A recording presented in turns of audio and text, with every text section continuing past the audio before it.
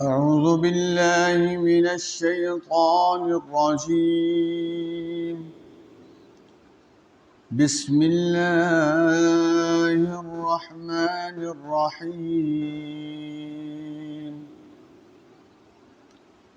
وعباد الرحمن الذين يمشون على الأرض هونا وإذا خاطبهم الجاهلون قالوا سلاما والذين يبيتون لربهم سجدا وقياما والذين يقولون ربنا اصرف عنا عذاب جهنم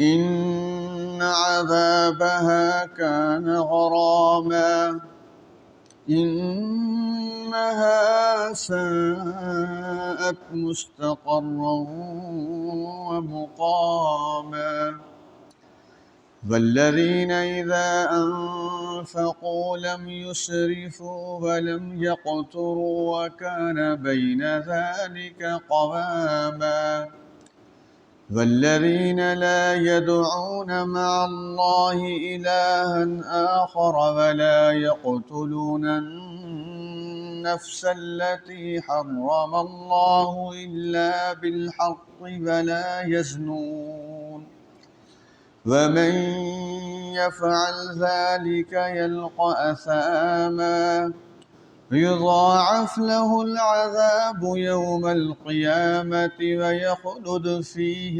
مهانا إلا من تاب وآمن وعمل عملا صالحا فأولئك يبدل الله سيئاتهم حسنات وكان الله غفورا رحيما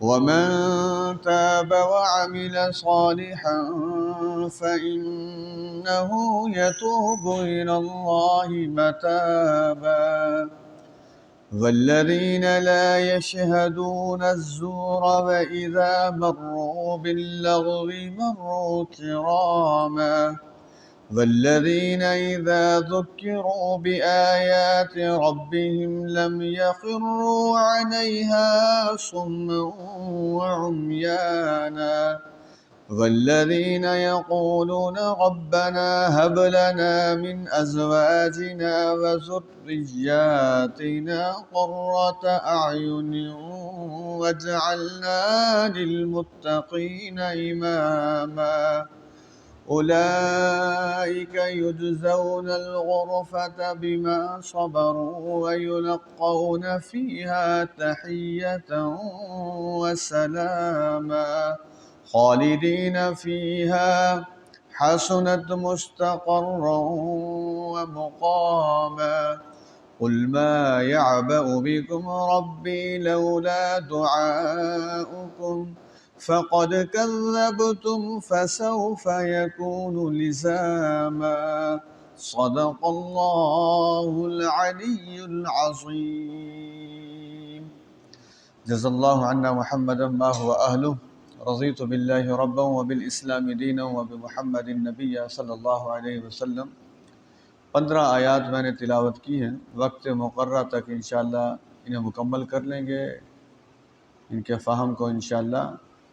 और ये भी सुन लीजिए कि हदीस के मुताबिक एक आयत के समझने पर अल्लाह तबारक व तआला 100 रकात नमाज नफल से ज़्यादा का सवाब अता फरमाते हैं। अब आप जम के बैठिए ज़रा और इंशाअल्लाह जो वक्त हमारा मुकर्रर है उसी तक इसे मुकम्मल करेंगे। दर हकीकत ये जो सूरत अल-फुरक़ान की आयत हैं, ये नबी अकरम सल्लल्लाहु अलैहि वसल्लम के तरबियत याफ्ता और तैयार करदा अफराद का नक्शा खींच रही हैं। यह आयत मुबारक यानी जिन्होंने सहाबा कराम रज़ियल्लाहु ताला अन्हुम अजमईन को देखना है वो सूरत अल-फुरक़ान के इस रकू का मुताला कर लें। कुरान मजीद की और भी बहुत सी आयत हैं। सहाबा कराम रज़ियल्लाहु ताला अन्हुम अजमईन के बारे में लोगों की लिखी गई किताबों के मुकाबले में اللہ تبارک و تعالیٰ کی آیات کو ترجیح دینا چاہیے۔ اس کے بعد لوگوں کی لکھی گئی کتابیں بھی پڑھی جا سکتی ہیں، لیکن اللہ تبارک و تعالیٰ نے جو نقشہ کھینچا ہے صحابہ اور صحابیات کا، وہ خصوصیات ابھی آپ کے سامنے آ جائیں گی۔ اللہ ہمیں بھی اپنانے کی توفیق عطا فرمائے۔ سب سے پہلی جو بات یہاں بتائی گئی ہے وہ یہ ہے کہ رحمان کے بندے۔ عرب کے اندر آپ جانتے ہیں مختلف قبائل تھے، رحمان کی بندگی کا تو خیر سوال ہی پیدا نہیں ہوتا تھا۔ قبیلہ ہے بنو ہاشم، قبیلہ ہے بنو تیم، قبیلہ ہے بنو عدی، بنو امیہ، تو بس وہ قبائل کے جو قوانین تھے وہ راج کیا کرتے تھے۔ ہر قبیلے کا اپنا دستور تھا، کوئی مرکزی حکومت مکہ مکرمہ میں نہیں تھی، ہر قبیلہ آزاد تھا ان سارے معاملات میں۔ تو نبی اکرم صلی اللہ علیہ وسلم کے انقلاب کی جو پہلی بنیاد ہے وہ ہے ہی یہی کہ آپ نے لوگوں کو ان کے مقصد حیات کی طرف متوجہ کیا۔ ہم جتنے لوگ اس وقت یہاں موجود ہیں اور جو خواتین بھی موجود ہیں اور جن بھائیوں تک یہ درس جا رہا ہے جو اس میں شامل ہوتے ہیں، ایک بات ہم سب میں مشترک ہے کہ ہم سب کا مقصد حیات ایک ہی ہے، اللہ تبارک و تعالیٰ کی عبادت کرنا۔ تو نبی اکرم صلی اللہ علیہ وسلم نے مکہ مکرمہ کے لوگوں میں جو اتحاد پیدا کیا، جو قبیلے والا بت ٹوٹا، وہ اسی بندگی کی وجہ سے ٹوٹا۔ نام کیا ان کا مشہور ہوا؟ رحمان کے بندے، یعنی اب وہ کسی کا حکم نہیں مانتے سوائے رحمان کے، وہ کسی کے فرما بردار نہیں ہیں سوائے رحمان کے، انہیں کسی کی طرف سے حلال اور حرام کے حوالے سے کچھ نہیں پوچھنا سوائے رحمان کے حوالے سے۔ یہ ہوتے ذہن سازی ہو جانے میں۔ بدقسمتی سے ہم لوگ قوم کہتے ہیں، پاکستانی قوم جب ہم کہتے ہیں نا، لفظ استعمال کرتے ہیں قوم اس طبقے کے لیے استعمال کیا جاتا ہے جن کی کوئی یکساں سوچ ہو۔ یہ منتشر ہجوم ہے اصل میں۔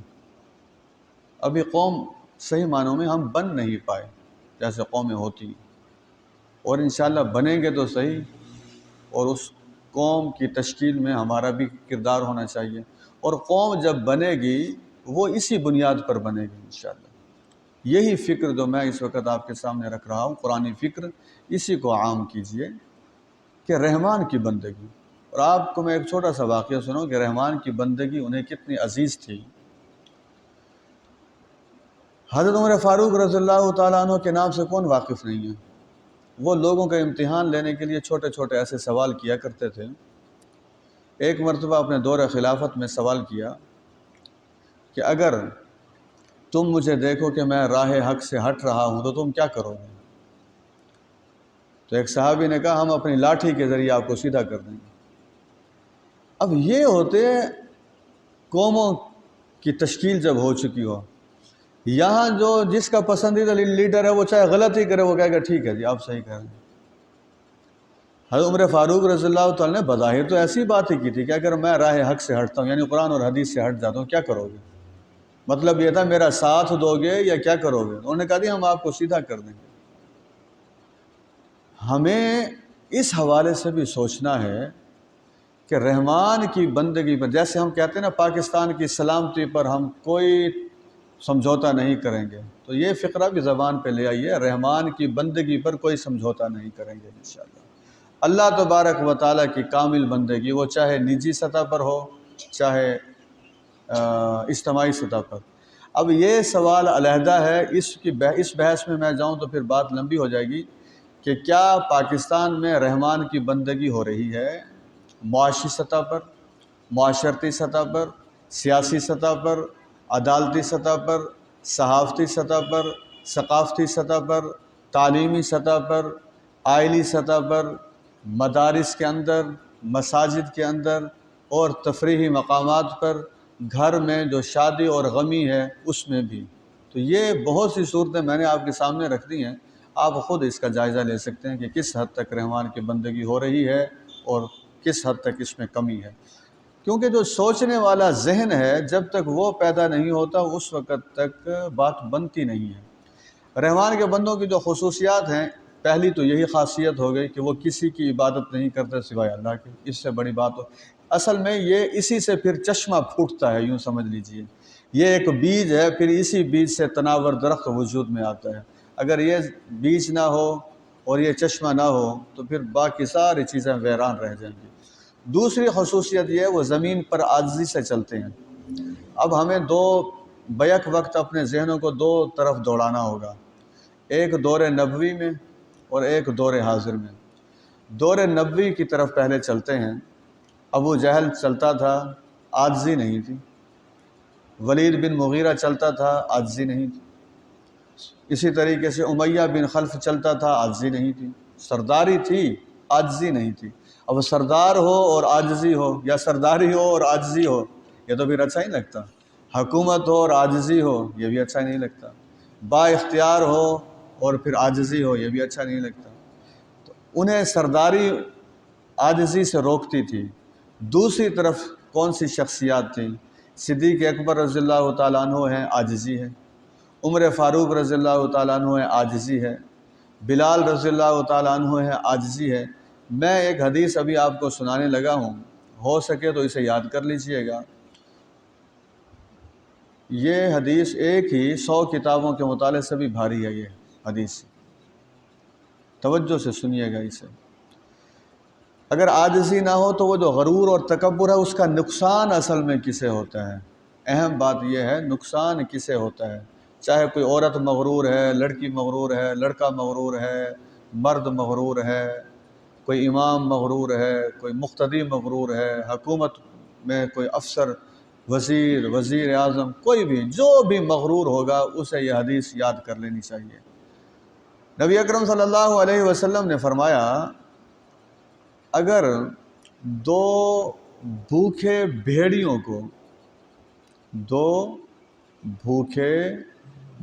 کو بکریوں کے ریوڑ میں چھوڑ دیا جائے تو وہ اتنا نقصان نہیں کریں گے جتنا اس شخص کے دین کا نقصان ہو جاتا ہے جو خود پسند ہوتا ہے۔ پھر سن لیجئے، دو بھوکے بھیڑیے چھوڑ دیں، وہ اتنا نقصان نہیں کریں گے جتنا وہ شخص اپنے دین کا نقصان کر لیتا ہے جو خود پسند ہوتا ہے۔ اب یہ جو خود پسند آدمی، اصل میں جو متکبر آدمی ہوتا ہے وہی خود پسند ہوتا ہے۔ وہ کیا کرے گا؟ اگر بہن اور اس میں کلیش ہے تو وہ خود پسندی کو قربان نہیں کرے گا، بہن کو قربان کر دے گا۔ بیوی اور شوہر میں کلیش آ گیا تو وہ خود پسندی کو قربان نہیں کرے گا، بیوی کو قربان کر دے گا۔ تو جتنے رشتے ہیں بس یوں سمجھ لیجئے ان رشتوں کو نبھانے کی صلاحیت اس کے اندر نہیں ہوتی۔ اس کا جو خود پسندی ہے وہ اصل میں ایک بت کی مانند اس کے اندر موجود ہوتی ہے۔ اور جو آدمی خود پسند، شیطان خود پسند تھا۔ اللہ تبارک و تعالیٰ نے جو حکم دیا کہ آدم علیہ السلام کو سجدہ کرو، تو یہ اس کی خود پسندی آڑے آ گئی۔ کہنے لگا جی میں بہتر ہوں آدم علیہ السلام کے مقابلے میں، آگ سے پیدا کیا گیا ہوں۔ یہ فیصلہ شیطان از خود کیسے کر سکتا ہے کہ وہ بہتر ہے؟ یہ فیصلہ تو اللہ تبارک و تعالیٰ کے کرنے کا ہے۔ ہم میں سے کوئی آدمی اب اپنے آپ کو بہتر سمجھنا شروع کر دیں، یا ایون میں ہی کہہ دوں کہ میں آپ سب سے بہتر ہوں، تو میں کس بنیاد پر کہہ سکتا ہوں؟ یہ تو یوں سمجھ لیجئے کہ اللہ تبارک و تعالیٰ نے یہاں مجھے کچھ کہنے کی سعادت دے دی اور آپ کو سننے کی سعادت دے دی۔ باقی یہ کہ کس کا کیا وزن ہے وہ قیامت والے دن وزن ہونا ہے۔ اور ہم تو بہرحال یہی دعا کرتے ہیں اللہ تبارک و تعالیٰ ہم سب کو قیامت والے دن اخلاص والا وزن عطا فرمائے۔ تو عاجزی ہو گئی جی دوسری خصوصیت۔ تیسری خصوصیت یہ ہے کہ جو جاہل ان لوگوں سے بات چیت کرتے ہیں یہ پھر ان سے کنارہ کشی اختیار کر لیتے ہیں۔ جو جہالت وہ کیا کرتے تھے، میں اس کا ایک چھوٹا سا نقشہ آپ کے سامنے کھینچوں۔ یعنی آپ کو پتہ ہونا چاہیے کہ نبی اکرم صلی اللہ علیہ وسلم نے جو دعوت کا کام کیا ہے کتنا مشکل طریقے سے کیا ہے۔ اللہ کے رسول صلی اللہ علیہ وسلم راستوں میں دعوت کا کام کرتے ہوئے جب تشریف لے جاتے تھے، وادیوں میں لوگوں سے ملاقاتیں کرتے تھے، تو وہ کس قسم کی غیر سنجیدہ باتیں کرتے تھے ذرا قرآن مجید کی روشنی میں سن لیجیے۔ آیت نہیں پڑھ رہا، صرف ترجمہ کر رہا ہوں۔ کہتے تھے جی ہم آپ پر اس وقت تک ایمان نہیں لائیں گے جب تک آپ زمین میں سے کوئی چشمہ جاری نہ کر دیں۔ پھر کہنے لگے کہ ہم آپ پر ایمان نہیں لائیں گے جب تک آپ کا کوئی ایسا باغ نہ ہو جو کھجوروں پر مشتمل ہو اور انگوروں پر مشتمل ہو۔ اور پھر وہ باغ بھی ایسا ہو جس میں نہریں رواں رواں ہوں۔ غیر سنجیدگی اس حد تک بڑھ گئی، اور یہ جس انداز میں کہتے ہوں گے، یہاں تو لینگویج ہے نا ان کی، باڈی لینگویج کا ہمیں کیا پتہ ہے کہ وہ کس انداز میں کہتے ہوں گے، کس بدتمیزی سے کہتے ہوں گے۔ کہتے ہیں کہ ایمان وغیرہ ہم نہیں لاتے اس وقت تک جب تک آپ آسمان کا کوئی ٹکڑا ہمارے اوپر نہ گرا دیں۔ پھر اگلا بھی سن لیجیے کہ ہم اس وقت تک ایمان نہیں لائیں گے جب تک آپ اللہ تبارک و تعالیٰ کو اور فرشتوں کو ہمارے سامنے نہ لے آئیں۔ اب تصور کیجیے آپ، یہ تو انسان کی زبان ہے نا، یہ ساری باتیں اللہ تبارک و تعالیٰ نے ہمیں کیوں بتائی ہیں؟ یہ تو انسان کی زبان ہے، یہ انسان کو یا جنت میں پہنچا دیتی ہے، جہنم کے گڑھوں میں گرا دیتی ہے۔ یہ سارے ان کی زبان سے نکلے ہوئے الفاظ ہیں جو قیامت تک کے لیے اللہ نے محفوظ کر دی ہیں۔ بتا دیا ہے لوگوں کو کہ یہ اس قسم کے جو غیر سنجیدہ افراد ہوتے ہیں، پھر ان کا ٹھکانہ آگ ہوا کرتا ہے۔ آگے سنیے، ویسے آگے جو ان کی خواہش ہے وہ ہمارے سے ملتی جلتی خواہش ہے، وہ مشرکین مکہ کی۔ یہاں بھی ابھی کوئی آدمی ایم این اے کا انتخاب لڑنا شروع ہو جائے، پیدل ہو اور اس کے پاس موٹر سائیکل ہی نہ ہو، گھر کرائے کا ہو، تو ہم سارے کہیں گے جی یہ کیسے الیکشن لڑیں گے؟ نہ پیسے ہیں، نہ گاڑی ہے، نہ ڈیرا ہے، نہ دیگیں پکا سکتے ہیں لوگوں کے لیے۔ یہ فلسفہ بھی ذہن میں رکھیے، اب ان کی بات بھی سنیے۔ کہنے لگے ہم آپ کو اس وقت تک اللہ کا رسول تسلیم نہیں کریں گے جب تک آپ کا سونے کا گھر نہ ہو۔ تصور کیجیے، فرمائشی پروگرام دیکھیے، سونے کا گھر۔ ہم بھی یہی کہتے ہیں، اس لیے ہمارے جتنے یہ الیکشن لڑنے والے لوگ ہیں ان کے ڈیرے آباد ہوتے ہیں زبردست، پیسے والے لوگ، علم ہو نہ ہو، تقوی ہو نہ ہو، شرافت ہو یا نہ ہو، صلاحیت ہو یا نہ ہو، ایک ہی صلاحیت ہے، مالی صلاحیت، وہ ہونی چاہیے۔ مالی صلاحیت کی بنیاد پر جو فیصلے کیے جاتے ہیں پھر اس کا حشر بھی دیکھ لیجیے۔ پھر کہنے لگے ہم آپ پر اس وقت تک ایمان نہیں لائیں گے جب تک آسمان پہ نہ چڑھ کے ہمیں دکھا دیں۔ اور پھر کہنے لگے کہ ہم آپ کا آسمان پر چڑھنا بھی اس وقت تک نہیں مانیں گے جب تک آپ وہاں سے کوئی کتاب نہ لے آئیں۔ اب آپ دیکھیے ایسے سارے غیر سنجیدہ کلمات کا جواب اللہ نے کیا سکھایا اپنے پیغمبر کو۔ سبحان اللہ، قل سبحان ربی هل كنت الا بشرا رسولا، اے نبی ان سے کہو میرا پروردگار پاک ہے، میں تو صرف ایک انسان ہوں اور ایک رسول ہوں۔ میں نے کب یہ دعوے کیے ہیں جو تم مجھ سے ساری باتیں کہہ رہے ہو؟ میں تمہارے پاس خیر کا پیغام لے کر آیا ہوں۔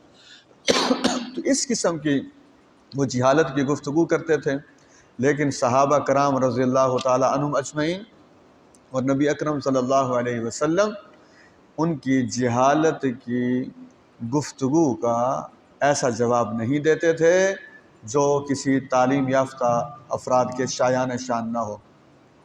بعض اوقات پاکستان میں جو لائیو پروگرام ہو رہے ہوتے ہیں ان میں اچھا خاصا پڑھا لکھا آدمی بیٹھے ہوتے ہیں، 2-3 لوگ جب پروگرام کر رہے ہوتے ہیں، ایک تو اخلاقی حدود سے جو عاری ہوتا ہے وہ اب پڑھے لکھوں کو گالی دے دیتا ہے، اب وہاں پڑھے لکھے کا امتحان شروع ہو جاتا ہے۔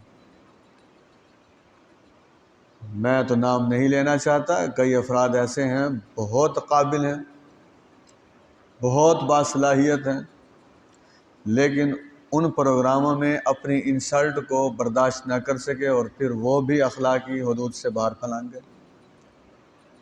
انسان کا اخلاق کا اصل پتہ اس وقت لگتا ہے جب اس سے بد اخلاقی کی جائے۔ اب جب کسی سے اخلاق سے پیش آئیں گے تو اس وقت اس کے اخلاق کا کیا پتہ لگے گا؟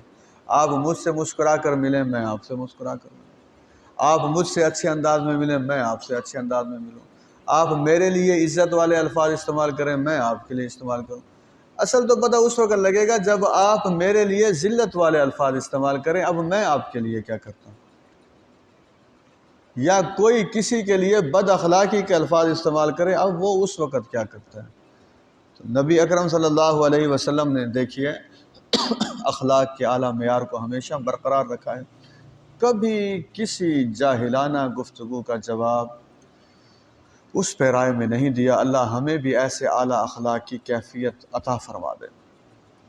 چوتھی خصوصیت سنتے جائیے۔ پہلی خصوصیت رحمان کا بندہ ہونا، دوسری خصوصیت عاجزی، تیسری خصوصیت جہلا سے کنارہ کشی، چوتھی خصوصیت ہے رات کا جو وقت ہوتا ہے۔ اب آپ دیکھیں، رات کا یہ وقت ہے جس میں نماز تراویح بھی ہو گئی، درس قرآن بھی ہو رہا ہے، سکون کا وقت ہے، مصروفیات بھی کم ہوتی ہیں۔ تو مکہ مکرمہ میں رات کو کیا ہوا کرتا تھا نزول قرآن سے پہلے؟ مکہ مکرمہ میں نزول قرآن سے پہلے شام کے وقت ہی پہاڑوں کے اندر محفل موسیقی شروع ہو جایا کرتی تھی، شراب نوشی کی مجالس ہوتی تھیں۔ نبی اکرم صلی اللہ علیہ وسلم نے، وہ جو الطاف حسین حالی رحمۃ اللہ علیہ نے کہا تھا، اتر کر ہرا سے سوئے قوم آیا، ایک نسخہ کیمیا ساتھ لایا، وہ بجلی کا کڑکا تھا یا صوت ہادی، عرب کی زمین جس نے ساری ہلا دی۔ نبی اکرم صلی اللہ علیہ وسلم نے اسی قرآن مجید کی دعوت کے ذریعے یہ ماحول برپا کر دیا کہ مکہ مکرمہ کے گھروں میں رات کے وقت قرآن مجید کی آواز باہر آنے لگی۔ موسیقی ختم، شراب ختم، بے حیائی ختم۔ گویا مجھے یہ فقرہ کہنے دیجئے، جو بے حیائی سے چھٹکارا پانا چاہتا ہے وہ تعلق بالقرآن مضبوط کر لے، قرآن اس سے بے حیائی کو ختم کر ڈالے گا انشاءاللہ۔ تو راتوں کو سجدے اور قیام میں گزارتے تھے۔ یہ خصوصیت ہوگی پانچویں۔ چھٹی خصوصیت ہے جہنم سے بچنے کے لیے مسلسل دعا کرتے تھے اللہ تبارک و تعالیٰ سے، کرتے ہیں رحمان کے بندے۔ انہیں جہنم کی سنگینی کا خوب اندازہ ہے، یعنی اپنے انجام سے وہ بے خوف نہیں ہیں، انجام کے حوالے سے خوب پرواہ کرنے والے ہیں۔ میں نے پہلے بھی بتایا تھا کہ امید اور خوف ان دونوں کو برقرار رکھنا چاہیے۔ حضرت عمر فاروق رضی اللہ تعالیٰ عنہ فرمایا کرتے تھے کہ اگر رمضان مبارک کے اختتام پر آسمان سے صدا آئے کہ ساروں کے روزے قبول ہو گئے سوائے ایک شخص کے، تو فرمایا کرتے تھے مجھے خطرہ ہے کہ کہیں میں وہ نہ ہوں جس کے روزے قبول نہ ہوئے ہوں۔ پھر فرمایا کرتے تھے کہ اگر آسمان سے یہ صدا آئے کہ ساروں کے روزے مسترد کر دیے گئے ہیں، ایک کے قبول ہوئے ہیں، تو فرمایا کرتے تھے مجھے اللہ کی رحمت سے امید ہے کہ وہ شخص میں ہی ہوں گا۔ اس لیے دونوں پہلو جو ہیں، امید کے اور خوف کے، جہنم کے عذاب سے پناہ مانگیے۔ چھوٹی سی دعا میں آپ کو سکھا دوں، اردو میں چلے کہہ لیا کریں، اللہم اجرنی من النار، اللہم اجرنی من النار، اللہم اجرنی من النار۔ مجھے بتائیے یہ 3 مرتبہ پڑھنے میں کتنا وقت لگتا ہے؟ نبی اکرم صلی اللہ علیہ وسلم نے فرمایا جو شخص 3 مرتبہ یہ دعا پڑھتا ہے، چوتھی مرتبہ پھر جہنم اللہ سے دعا کرتی ہے کہ پروردگار اس شخص کو مجھ سے محفوظ فرما دے۔ آپ تصور کیجیے۔ اور اگر کوئی شخص 3 مرتبہ یہ کہتا ہے اللہم ادخلنی فی الجنہ، اے اللہ مجھے جنت میں داخل کر دے، چوتھی مرتبہ جنت اللہ سے دعا کرتی ہے کہ پروردگار اس شخص کو میرے اندر داخلہ عطا فرما۔ یہ زبان کو ان کلمات میں مصروف رکھا کریں۔ اس کے بعد کون سی خصوصیت ہے؟ اب دیکھیں ماہرین معیشت قرآن کی روشنی میں بجٹ جو بنتا ہے پاکستان کا، جو قرآن مجید کا گہرا مطالعہ کرنے والا وفاقی وزیر ہوگا یا خود حکومت کے لوگ ہوں، اداروں کے لوگ ہوں، یا گھر کا بجٹ ہو، گھر کا بھی تو بجٹ بنتا ہے، اس میں یہ آیت ہر جگہ رہنمائی کر رہی ہے۔ فرمایا وہ رحمان کے بندے جب خرچ کرتے ہیں تو نہ فضول خرچی کرتے ہیں اور نہ بخل کرتے ہیں۔ اس لیے ہمیں ان دونوں چیزوں سے چھٹکارا حاصل کر لینا چاہیے، نہ انسان بخیل ہونا چاہیے اور نہ ہی انسان فضول خرچ ہونا چاہیے، وہ درمیانی درجہ جو اعتدال والا خرچ ہے وہ ہونا چاہیے۔ خصوصاً جو خاتون بخل اور فضول خرچی کو ختم کر کے اپنے گھر کے نظام کو درست طور پر چلاتی ہے، یہ جو تنخواہ دار لوگ ہوتے ہیں ان کے بارے میں شروع سے ایک بات مشہور ہے، شاید ابھی تک آ رہی ہے، کہ یہ مہینے کے ابتدائی دنوں میں مغل شہنشاہ بنے ہوئے ہوتے ہیں، اور مہینے کے آخری دنوں میں جیسے مغل سلطنت زوال کا شکار ہو گئی تھی، یہ ان کا بھی ویسے زوال ہوتا ہے۔ اس سے بچنے کے لیے بھی درمیانے درجے کا جو خرچ ہے اعتدال میں، اگر آپ کے پاس رقم آ گئی ہے تو پھر اسے اڑا دیجئے اور آخر میں پھر پریشان ہو جائیے۔ اسلام اس بات کی اجازت نہیں دیتا، وہ یہ کہتا ہے کہ خرچ جو ہے وہ اعتدال پر ہونا چاہیے، وہ چاہے ملکی سطح کا ہو اور چاہے وہ گھریلو سطح کا ہو۔ اس کے بعد جو خصوصیت ہے وہ 3 خصوصیات اکٹھے آ گئیں۔ اللہ کے علاوہ کسی کو معبود نہیں پکارتے، کسی انسان کو ناحق قتل نہیں کرتے۔ اب آپ دیکھیں غالباً یہ بھی الطاف حسین حالی رحمۃ اللہ علیہ کے اشعار ہیں کہ کبھی پانی پلانے پہ جھگڑا، کبھی گھوڑا آگے بڑھانے پہ جھگڑا۔ عرب کے جو لوگ تھے وہ یوں قتل کر دیا کرتے تھے، بھئی چشمے سے پانی بھرنے کے لیے گئے ہیں تو چشمے سے پانی بھرنے کے لیے ایک آدمی پیچھے کھڑا تھا، اس کی باری ابھی نہیں تھی، اس نے آگے پانی بھر لیا تو پیچھے والا غصے میں اس نے اسے قتل کر دیا۔ یہی واقعہ میں درس قرآن دینے کے لیے گیا تھا توسہ شریف میں، تو مجھے ایک دوست نے بتایا وہاں 2 ہم زلف جا رہے تھے، ایک موٹر سائیکل پر تھا اور ایک ریڑھی پر تھا، بالکل یہ توسہ شہر کے ساتھ ایک گاؤں ہے اس کا واقعہ ہے۔ وہ اتفاقاً موٹر سائیکل اس کے ساتھ لگ گیا، ریڑھی کے ساتھ۔ اب ریڑھی والے نے اسے کہہ دیا کہ تو اندھا ہے، تجھے نظر نہیں آ رہا۔ اور یہ ذہن میں رکھیں دونوں کی جو بیویاں ہیں وہ بہنیں ہیں آپس میں۔ یہاں سے بات آگے بڑھی، ایک قبیلہ ہے اس کے یہ دونوں فرد تھے، تو موٹر سائیکل والے نے ریڑھی والے کو قتل کر دیا اسی بات پر۔ اب آپ دیکھیے ایک ہی خاندان کے کتنے، دونوں فیملیز ختم ہو گئی، یوں سمجھ لیجئے۔ عورتیں، ایک عورت بیوہ ہو گئی، دوسری بیچاری اپنی بہن کے ساتھ کیا تعلق قائم کرے گی۔ یہ جو ناحق غصہ ہے اسے قابو کرنا چاہیے۔ انسانی جو قتل ہو رہے ہیں ناحق، اور یہ الیکشن کے موقع پہ کیوں بھائی، الیکشن ہو یا کوئی فرقہ واریت کا معاملہ ہو، کچھ بھی ہو، ایک قتل جو ہے، ایک قتل ساری انسانیت کا قتل ہے۔ یہ جرت کسے ہو کہ کوئی فائرنگ کر کے کسی کو قتل کر دے؟ اگر کوئی کسی سے اختلاف رائے رکھتا ہے تو اسے قتل کر دے۔ سمجھ لیجئے قرآن مجید میں ہے جو کسی مومن کو ناحق قتل کرے گا جان بوجھ کر، ایسے شخص پر اللہ کا غضب ہے، اللہ تبارک و تعالیٰ کی طرف سے لعنت ہے، وہ جہنم میں رہے گا، اور اس کے لیے اللہ نے بڑا عذاب تیار کر کے رکھا ہوا ہے۔ کہ جتنے ہمارے نوجوان بیٹھے ہیں بالخصوص میں ان سے کہوں گا جذبات سے کھیلنے کی بجائے احکامات کی طرف آئیے۔ اب میں صرف جو خصوصیات باقی رہ گئی ہیں ان کا نام لیے دیتا ہوں۔ ہاں، 3 خصوصیات جو اکٹھی ہیں، ایک تو یہ ہے کہ اللہ تبارک و تعالیٰ کے علاوہ کسی کو معبود نہیں مانتے، نہ پکارتے ہیں، نہ کسی ایسے انسان کو قتل کرتے ہیں جس کا قتل اللہ نے حرام قرار دیا ہو۔ حق پر قتل ہوتا ہے، حق پر اسلام میں صرف 3 قتل ہیں، سن لیجئے، اور وہ بھی عدالت کے ذریعے ہوں گے، حکومت عمل درآمد کرائے گی۔ نمبر 1 شادی شدہ زانی کو قتل کیا جائے گا۔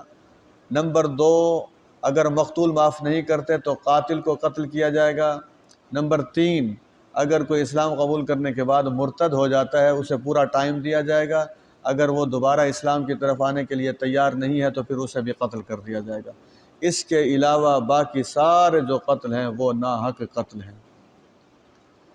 تو فرمایا جو توبہ کرتا ہے اور ایمان لاتا ہے اور عمل صالح کرتا ہے تو اللہ تبارک و تعالیٰ اس کی نیکیوں کو اس کی برائیوں کو نیکیوں سے بدل دیتے ہیں۔ اب یہ بہت بڑا تحفہ ہے اللہ کی طرف سے۔ میں ایک مثال دیتا ہوں، اگر کوئی کافر ہے جس کی عمر 70 سال ہے فرض کیجیے، اصل تو بلوغت سے ہی اسے اللہ کی عبادت کرنی چاہیے تھی، اب 70 سال اس نے کفر میں اور شرک میں زندگی گزاری ہے۔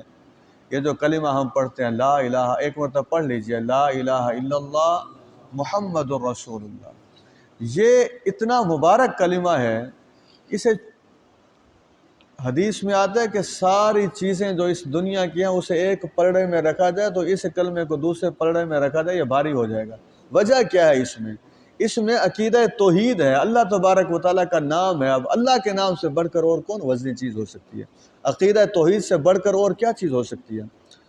تو آپ دیکھیے 70 سال کا کافر کلمہ طیبہ پڑھتا ہے، اب ظاہر اسے پریشانی تو ہے بھئی اتنا عرصہ جو میں نے کیا اس کا کیا بنے گا؟ تو اسے تحفہ ملتا ہے اللہ کی طرف سے کہ آپ کے اسلام قبول کرنے سے پہلے جتنے گناہ تھے اللہ تبارک و تعالیٰ نے ان گناہوں کو بھی نیکیوں میں تبدیل کر دیا ہے۔ یہ دیکھیے اللہ تبارک و تعالیٰ کی طرف سے کتنی بڑی رحمت ہے۔ پھر یہ خصوصیت ہے کہ وہ جھوٹی گواہی نہیں دیتے۔ کیا ہمارے معاشرے میں جھوٹے گواہ دستیاب نہیں ہیں؟ پھر ہے کہ بیہودہ مقامات سے وہ خاموشی سے گزر جاتے ہیں، یہ گانے بجانے، سڑکوں پر گانے بجانے، جلسوں میں گانے بجانے اور اس پہ ڈانس اور خواتین کا اور مردوں کا اختلاط اور اس قسم کی جتنی چیزیں ہیں شادیوں کے موقع پر، جیسے رمضان المبارک کا مہینہ ختم ہوا یا گھر میں تلاوت کی آواز آ رہی تھی یا ڈیک چلنا شروع ہو گئے ہیں یا موسیقی کی آوازیں باہر آ رہی ہیں۔ رحمان کے بندے تو وہ ہوتے ہیں وہ ایسے بیہودہ مقامات سے خاموشی سے گزر جاتے ہیں۔ ہر گھر میں یہ چیزیں اپنی جڑیں مضبوط کر چکی ہیں۔ اللہ تبارک و تعالی بہرحال ہم سب کو ہدایت عطا فرمائے۔ اس کے بعد فرمایا کہ وہ رحمان کے بندے ایسے ہیں وہ اللہ کی آیات پر اندھے اور بہرے بن کر نہیں گرتے۔ اس کا کیا مطلب ہے؟ اس کا مطلب یہ ہے کہ وہ خوب غور سے سمجھتے ہیں اور ان پر عمل کرتے ہیں، سنی انسنی نہیں کرتے۔ اور پھر بہت اہم دعا ہے، کثرت سے یہ دعا مانگا کریں کہ وہ اللہ سے دعا کرتے ہیں پروردگار ہمیں ہماری بیویوں اور اولادوں کے ذریعے آنکھوں کی ٹھنڈک عطا فرما۔